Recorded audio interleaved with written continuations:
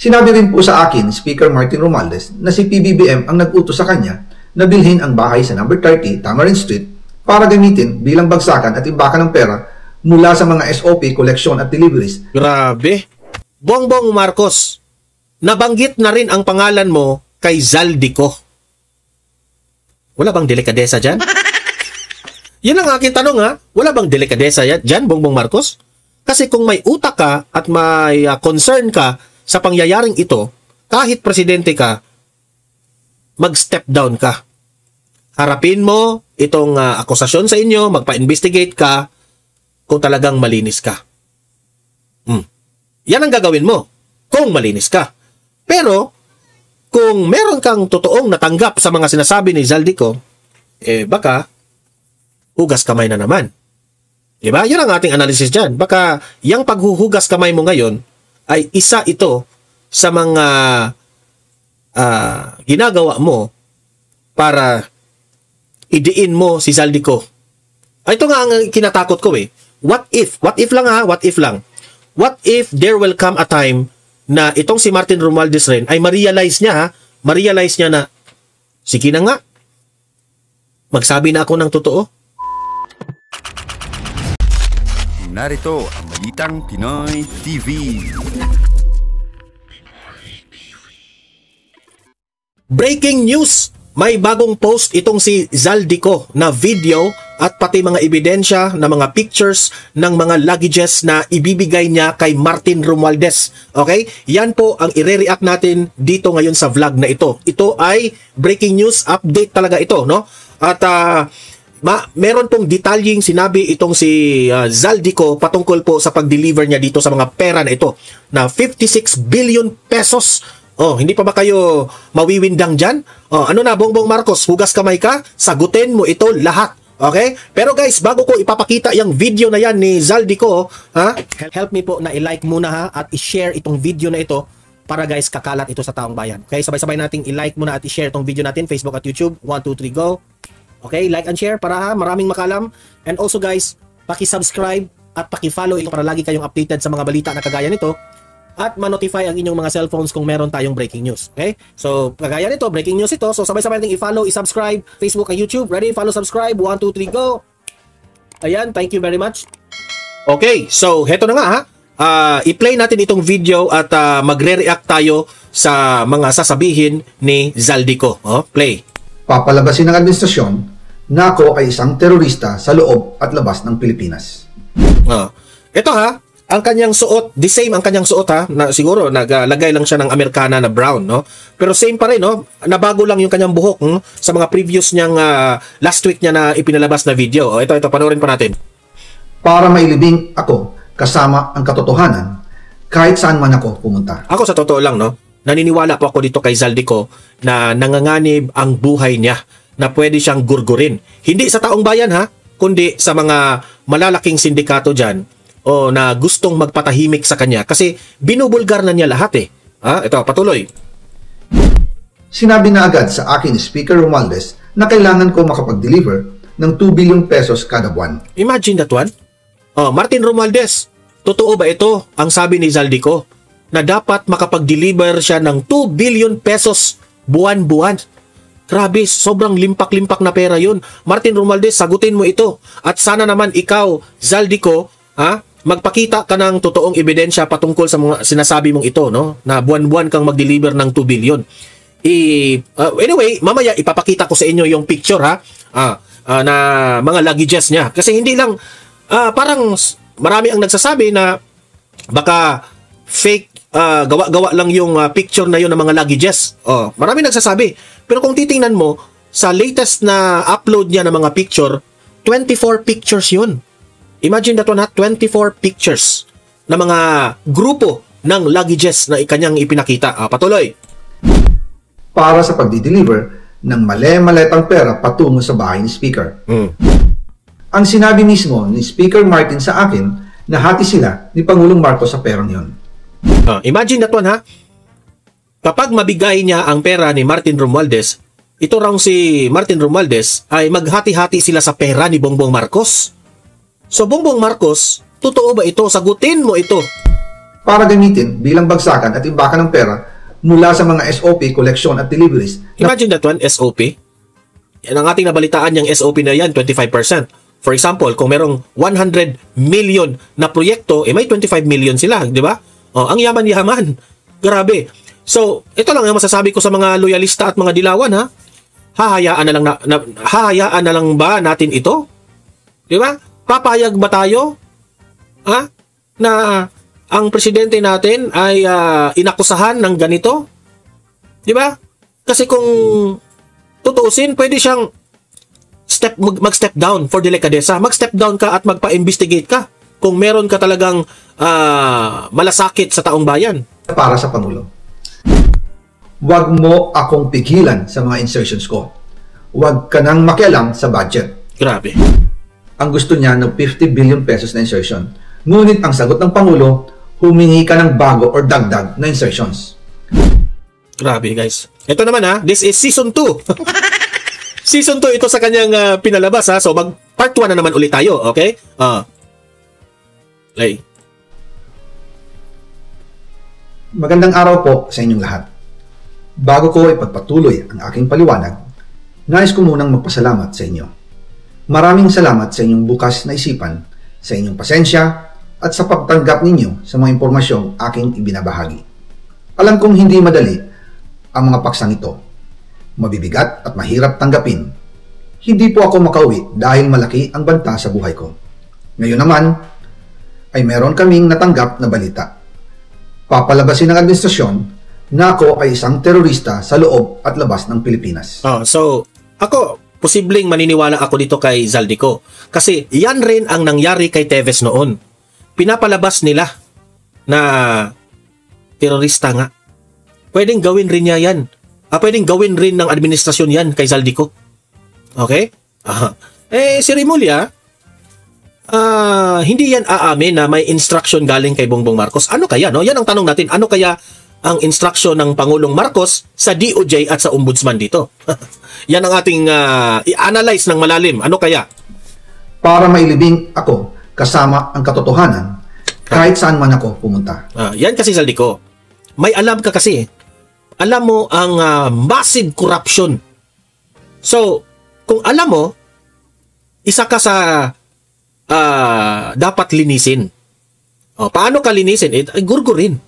Gurgurin ka at habang buhay na lang na maibaon ang mga nalalaman mo. Kaya ang payo namin sa iyo, taong bayan, Zaldico, ilabas mo na lahat ng ebidensya. Ilabas mo na lahat-lahat bago kanila magurgur. Diba? Pero mahalagang malaman ng taong bayan ang katotohanan. Muli, taos-puso akong nagpapasalamat sa inyong pakikinig. Una po sa lahat, sinasabi ng ICI at ni Henry Alcantara na 21 billion pesos daw ang napunta sa akin. Hindi po totoo yun. Wala akong natanggap na ganyang halaga. Ang totoo, mula 2022 hanggang 2025, ang kabuuang pera na dumaan sa akin para ibigay kay Pangulong Bongbong Marcos at kay dating Speaker Martin Romualdez ay umabot sa 56 billion pesos at hiwalay pa dyan ang 100 billion pesos insertion ng Pangulo sa 2025 budget. Pati na rin ang 97 billion pesos flood control insertion na inilagay sa NEP ng 2026 national budget. Balikan natin kung paano ito nagsimula. Noong 2022, kakaupo ko pa lang bilang chairman ng House Committee on Appropriations, sinabi na agad sa akin ni Speaker Romualdez na kailangan ko makapag-deliver ng 2 billion pesos kada buwan. Grabe, kung totoo man yan, Martin Romualdez, sobrang kapal ng mukha mo.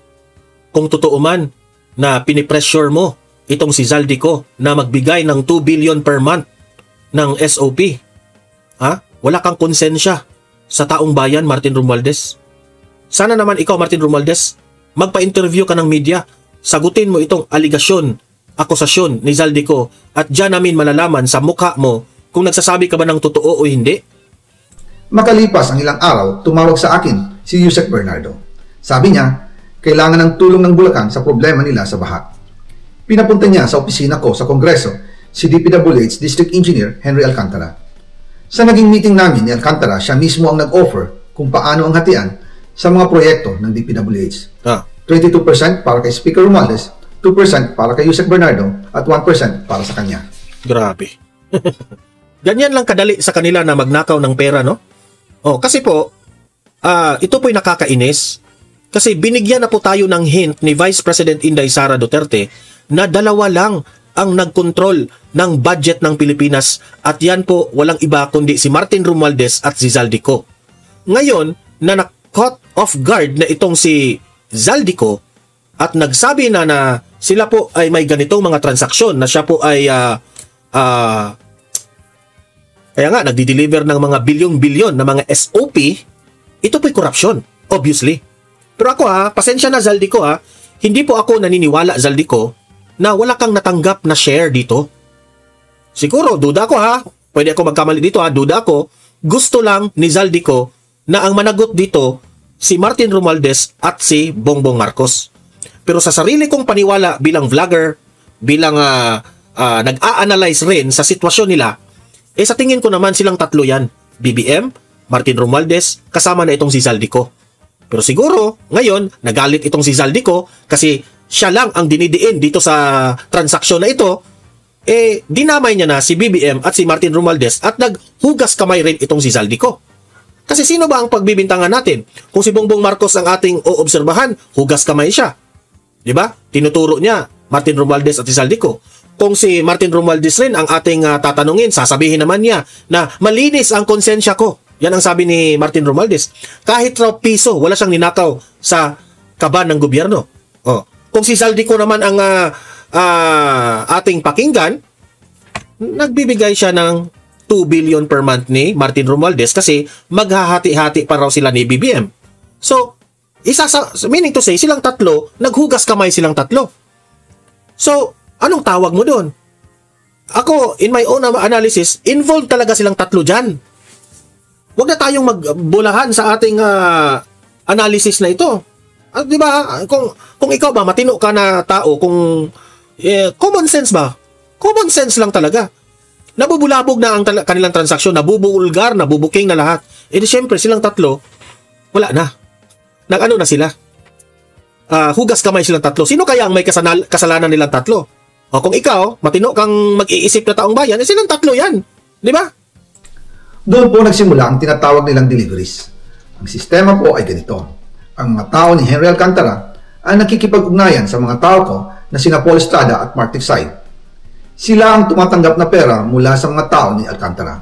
Minsan sa bahay ko sa Valle Verde, minsan naman sa BGC parking. Sana naman ikaw, Ping Lacson, itong mga detalyeng sinabi ni Zaldico ay huwag kayong magpabobo-bobo. I-analyze nyo itong mga sinasabi niya at imbestigahan nyo. Madali naman yan. Ang dali-dali naman yan na i-analyze kung totoo o hindi o gawa-gawa lang niya. Pagkatapos nilang makuha ang pera, sila Mark at Paul naman ang nag-aayos o nakikipag-coordinate sa tauhan ni Speaker Martin Romualdez na si Jocelyn Sereno para sa pagdi-deliver ng male-maletang pera patungo sa bahay ni Speaker. Una, sa North Forbes Park sa McKinley Drive at nang lumipat siya sa number 14 Nara Street, South Forbes Park.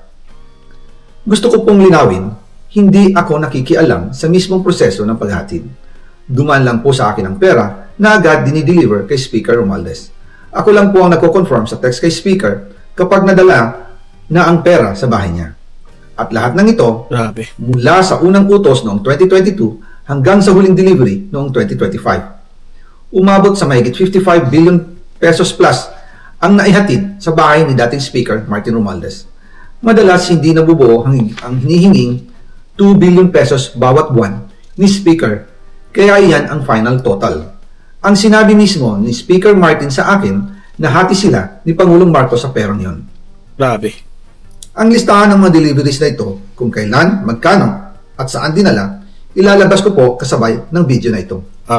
Mamaya ipapakita ko yan yung post niya. Pero hindi natin maisa-isa kasi ang dami Kailangan ko pang i-save isa-isa yung mga pictures na yon. Pero ipakita ko lang yung post mismo ni Zaldico na nandoon po yung bagong pictures ng mga luggages. Noong November 2024, habang nasa proseso kami ng pagtatalakay ng budget, nakipag-meeting sa amin ni Speaker Martin si Yusek Jojo Cadiz. Sabi niya, masama raw ang loob ni Pangulong Marcos, wala raw siyang natatanggap na remittance. At dahil laging napapagalitan si Speaker Martin ng Pangulo mula Setyembre hanggang November, Inutusan niya ako na mag-deliver ng 1 billion pesos para kay BBM. Imagine that one, ha? Parang naiinis si BBM. Kasi siguro, hindi siya naka-receive daw, di umano, ha? Yan, si Zaldico ang may sabi niyan, ha? Kaya si BBM, dumirekta na. Ayon pa kay Yusek Jojo, nang ipaalam niya ito sa Pangulo, ang utos sa kanya ng Pangulo ay mag-ingat at siguraduhin si Yusek Jojo lang ang maghahatid.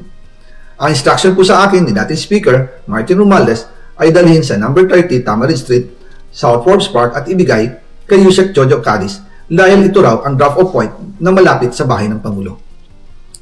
Sinabi rin po sa akin ni Speaker Martin Romualdez na si PBBM ang nag-utos sa kanya na bilhin ang bahay sa number 30 Tamarind Street para gamitin bilang bagsakan at imbakan ng pera mula sa mga SOP, collection at deliveries. Grabe. Yan, imbestigahan nyo yan, yung bahay na yan. Grabe, guys. Na para sa Pangulo. Noong December 2, 2024, personal kong i-deliver ang 200 million kay Yusek Jojo Cadiz sa number 30 Tamarind Street, South Forbes Park. Ayon sa kanya, dadalhin daw niya ito sa bahay ng Pangulo sa number 41 Nara Street, South Forbes Park. Grabe. Kasunod dito, noong December 5, 2024, muli akong nag-deliver ng 800 million sa parehong address at Yusek Jojo Cadiz pa rin ang tumanggap. Imagine that one, guys. Kung totoo man itong sinabi ni Zaldico, hindi ba kayo nakokonsensya? Ang daming taong nagugutom tapos magpapakita kayo doon sa mga lindol, sa mga baha na kunwari, concern kayo. Kunwari, halos maiyak-iyak na kayo sa mga nagugurgur doon. Yun pala, ganito ang mga nangyayari. May mga transaksyon kayong mga milyones na pera na sana itong mga perang ito ay pangpagamot sana ito ng mga taong nagkakasakit o pantapak sa mga nasalanta ng bagyo o ginawa na lang sana itong mga flood control projects. Grabe. Grabe talagang administrasyon ni Bongbong Marcos, no? Nakakaumay. Parang natural na lang para sa kanila ang magnakaw ng pera. Ang payo namin sa iyo, Zaldico, magbigay. Ito na nga mga kabalita. Ano na ang masasabi nyo patungkol sa balitang ito? Please comment down below mga kabalita. Pag-usapan natin yan sa comment section. At kung di ka pa nakasubscribe sa ating channel, baka naman